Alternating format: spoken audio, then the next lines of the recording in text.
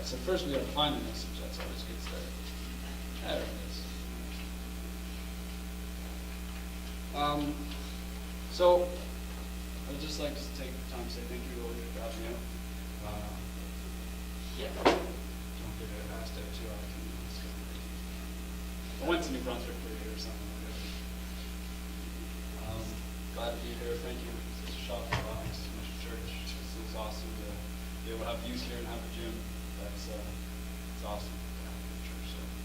So tonight's message will be, I think now I know why I brought us in, because most of my messages are under 10 minutes. So I think, maybe this is a special need. I think that's why it's got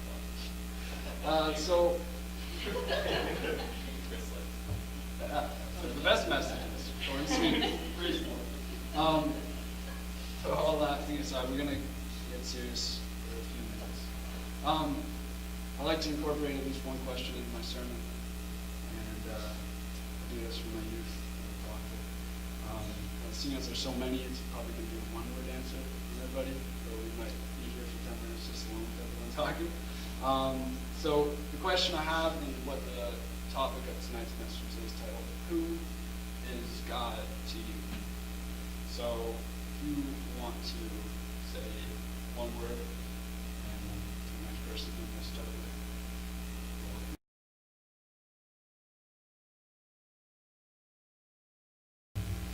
So I like to ask one question to get everyone kind of out of their nervous zone and to realize I'm just here to talk. I'm not here to really preach. We're here to have a conversation. We're young. And the reason I ask the question is we are in an age where we choose whether we like things or dislike things. We're in an age where we're becoming us. We stand for what we stand for. So we're starting to think about the future. You want to be a journalist, lawyer, whatever. Do you want to have kids or not? At this age, most of us is like, no. We are beginning to lay basic foundations in our life of who we want to be. And foundations are huge. If you're not shaping your life into something, if you're not molding it or striving to be something, you're basically being a robot. You're wandering. You need something in your life. You need to have a foundation of something. And these foundations, or the things shaping our life, many like to think it comes from our uniqueness, but in actuality it comes from our conscious and subconscious decisions we make every day from the things we see and follow. For a small example that affects my life, it's Carmelo Anthony, my favorite basketball player. When I play basketball, I try to play like him. It doesn't happen, but I try to mold it like him. That's it. For a larger example that affects my life, I've grown up with a father who will go out of his way to help people. I try to incorporate that into my life, as it's a characteristic I would like to have associated with me. So there's small things that can be affected by as small as basketball, or small things, and there's also big ones. I'm not saying you're a robot either. You are unique. I'll say that. God didn't want you to be a replica, though. He didn't make you be follow someone.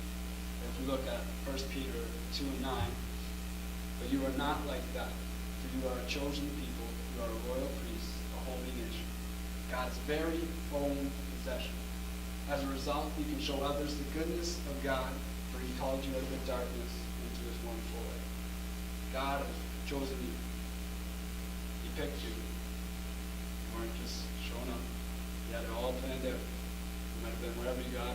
Some of us are grown up in the church. I'm here since day one. But some of you, someone witnessed to you, brought you in. And, God had that plan. I wasn't by mistake. He wanted you. So, if we take the positive experience from your life that you enjoyed, you incorporate them into you. So, you're not going to take the positive things and put them in your life. Foundation. But when we have positive experiences in our life, there's always the other side of the wall, where negative experiences can affect us too. Like laziness, not cleaning our room, doing our homework. Pretty sure we've all had that one. Or we can have a worst case scenario, having a bad family life. And when we have a family, we take that negativity into it as well. Or if your favorite celebrity wears clothes that are smaller than my arm. Your mind, after a while, can begin to think it's fashion rather than ungodly because you follow that person. You incorporate what they believe into your life. When we listen to unchristian music, we begin to incorporate the message that the artist is bringing in his music. Now, I know a lot of people are skeptical about that, and there is some unchristian music that is positive. But the message, so maybe one of his songs, like Ice Cube sings a song about God, but his next one he's talking about cocaine. What message are you taking? Oh, well, he's got this good song. Well, yeah, you're incorporating that song, but you're also incorporating who he is as an artist. That's right. So, and then the way I know this is, it might not be music for you. Music, obviously, for me is huge. Music is part of it. And I remember in high school, Kid Cudi, listened to everything I had, every last single song. I downloaded stuff before he was even famous. And it was just fun. I'm a beat guy. I don't even usually listen to lyrics. I'm not a lyrics guy. I like how everything sounds. But after a while of listening to it, and really the lyrics started getting into my ears. You heard a man that was depressed and suicidal. And you can guess the tendencies that I had while I listened to him for a year and a half. I became very depressed, very suicidal. Negative things in our life can seriously affect you, and if you think otherwise, well, I don't know, just think otherwise, but it's not true, you're wrong.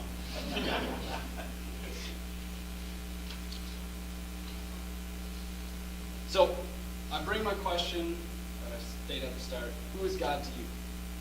As I've said, foundations are what guides your life. It's what makes you you. Would you be like the apostles, leave everything behind, and follow Jesus when he called you? Matthew 9:9. As Jesus was walking along, he saw a man named Matthew sitting at his tax collector's booth. Follow me and be my disciple, Jesus said to him. So Matthew got up and followed. Now, there might be some maybe he went home, but the scripture doesn't say that. It says he got up and followed him, like right then. That's what the Bible is portraying to me. The Bible doesn't lie. It's all truth. If you think it lies, then again, you're wrong. But he just got up. He left everything behind, everything he had, just to follow God. Who is God to him? The Savior. So Luke 5:5, we also see Simon on the boat, and right there Jesus entered on the boat. Master, Simon replied, we worked hard all last night. We didn't catch a thing. But if you say so, I'll let the nets down. And this time the nets were so full of fish they began to tear. A shout for help brought their partners in, the other boat, and soon both boats were filled with fish and on the verge of sinking. When Simon Peter realized what had happened, he fell to his knees before Jesus and said, "Oh Lord, please leave me. I'm too much of a sinner to be avenged." For he was awestruck by the number of fish they had caught, as were the others with him. His partners James and John, the sons of Zebedee, were also in it. Jesus replied to Simon, "Don't be afraid. From now on, you'll be fishing for people." And as soon as they landed, they left everything and followed Jesus. So, we live in a sinful lifestyle. Oh, God can't use me. Living a sinful lifestyle. Now, what happened now? After he called them, got up, and they left, no matter the sinful nature, because they knew that through God, that sinful nature could be taken away. The negative experiences in your life, those negative foundations that you take from your life, God can remove them. You can be there for me. You can be there all the time, 24/7. It's like one of those direct call lines, they're open all the time. God's going to be there for you all the time, no matter what is going on in your life. Or you could be like Job and still keep God as your foundation when you felt like you were dying and lost all that is precious to you. So right now, all your family dead. Everything you own, not that we own a lot of stuff, so we'll even add in what our parents own. All that's gone. And you're sick, you feel like dying, yet you still keep that foundation of God. You still believe in it. You think your life is going bad, and like, God, you're doing the worst to me. I think we can take Job into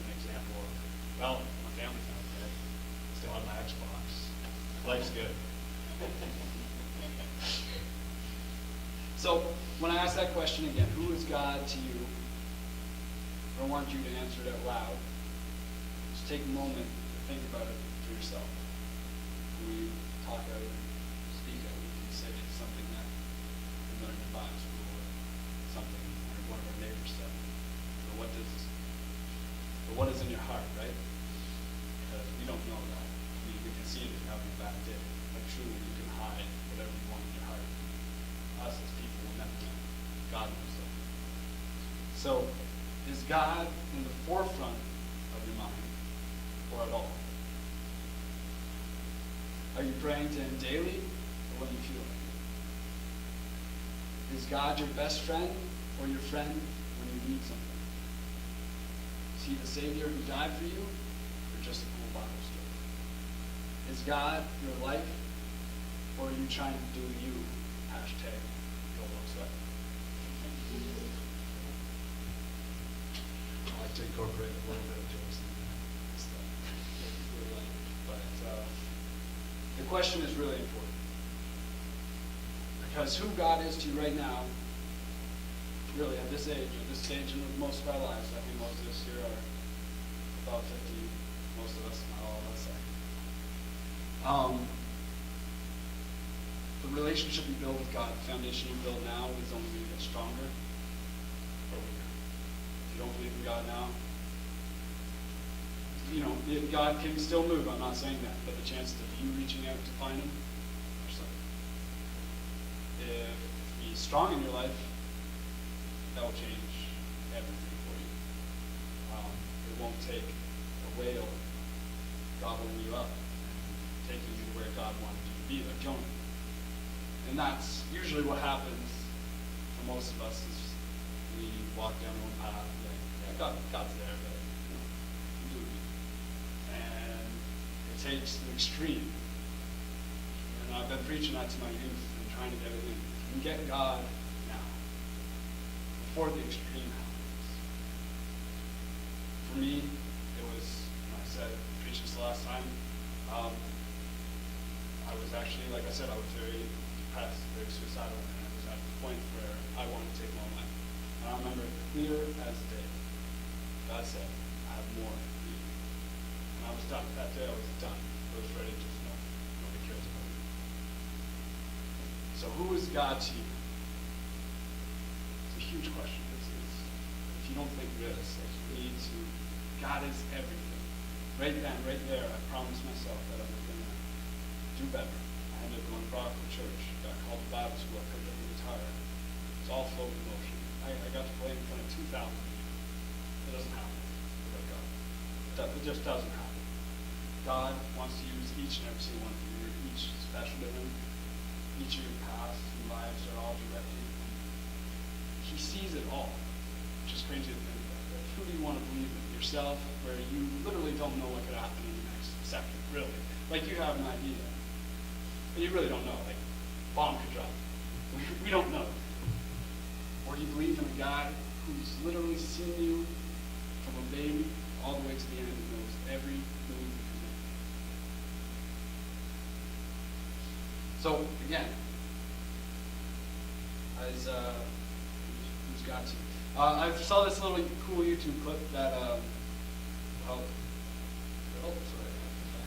back up a second.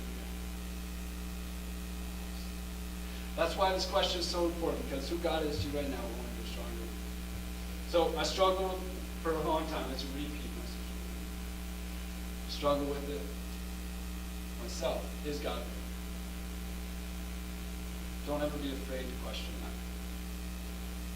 Don't be afraid to ask your youth leader, your pastor questions. Don't hold questions in.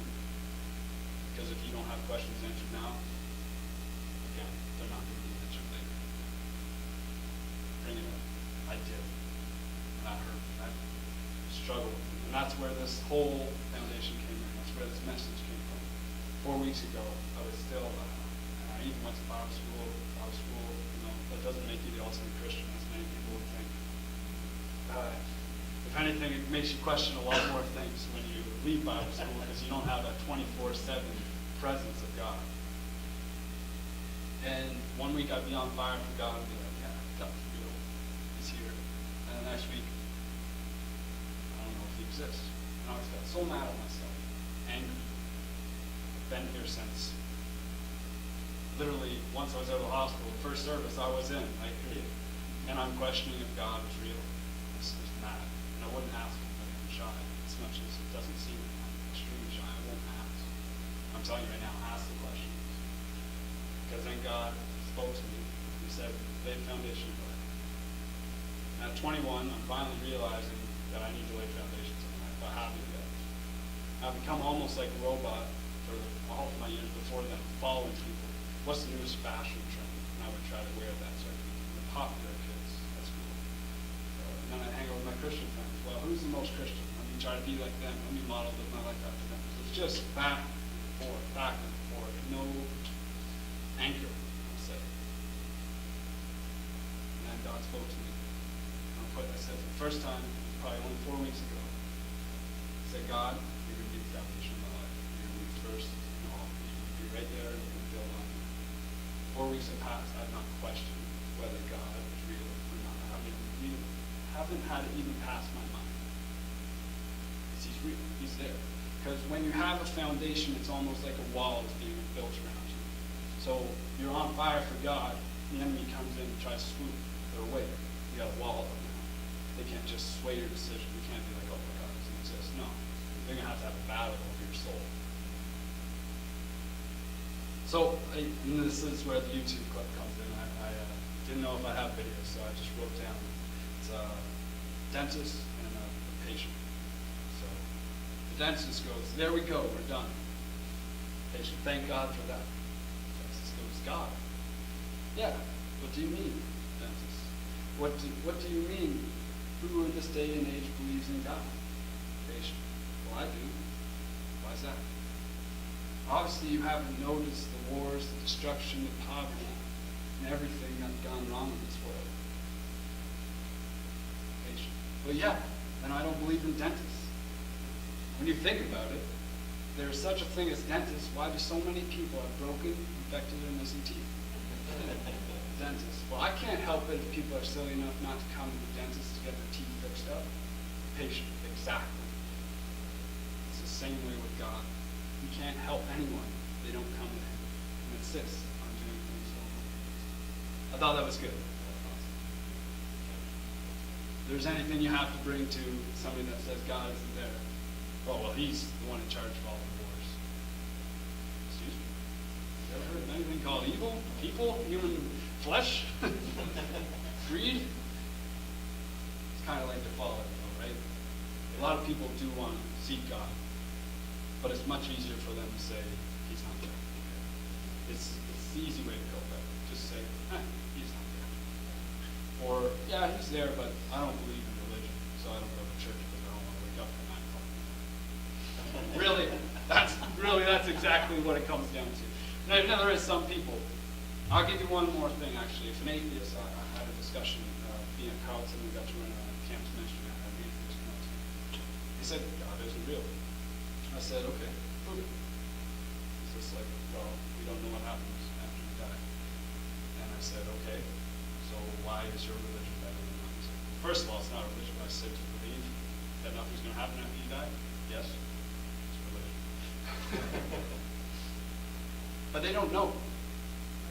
They're not scientific fact. Nobody does. Nobody can say, after we die, nothing happens, this happens. But for us, when you get in God's presence, you go through that, that's your answer right there. I asked you to tell me about any atheist you know that's a happy-go-like person that's just pumped about life. Not many, because there's nothing. They have nothing to strive for after they go. So, we'll go back again to the question, who is God? Do you really want you guys to get that? I want you to think about it. Take a week and think about it. Who is God to you? And if it's not a strong, I don't know if God to you.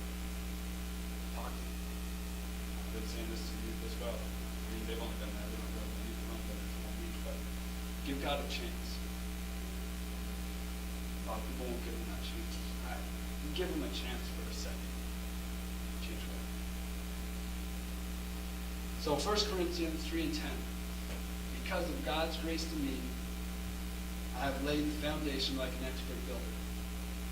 Now others are building on it. But whoever is building on this foundation must be very careful. I'm reading it in the New Living Translation. For no one can lay any foundation other than the one we already have, Jesus Christ. Anyone who builds on that foundation may use a variety of materials: gold, silver, jewels, wood, hay, or straw.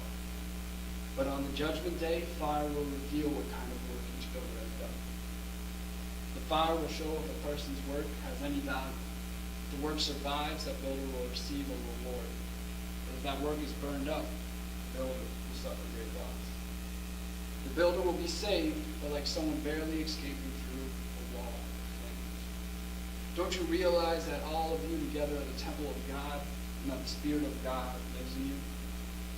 God will destroy anyone who destroys this temple. For God's temple is holy, and you are the temple. Stop deceiving yourselves. If you think you are wise by this world's standards, you need to become a fool to be truly wise. For the wisdom of this world is foolishness to God, as the scriptures say. He traps the wise in the snare of their own cleverness. And again, the Lord knows the thoughts of the wise. He knows they are worthless. So don't boast about following a particular human leader, for everything belongs to you. Whether Paul or Apollos or Peter or the world or life and death, the present and the future, everything belongs to you. And you belong to Christ, and Christ belongs to God. Everything belongs to you. Music, I don't know if I'm just going to close up here. And all my stand up feet and have just a few moments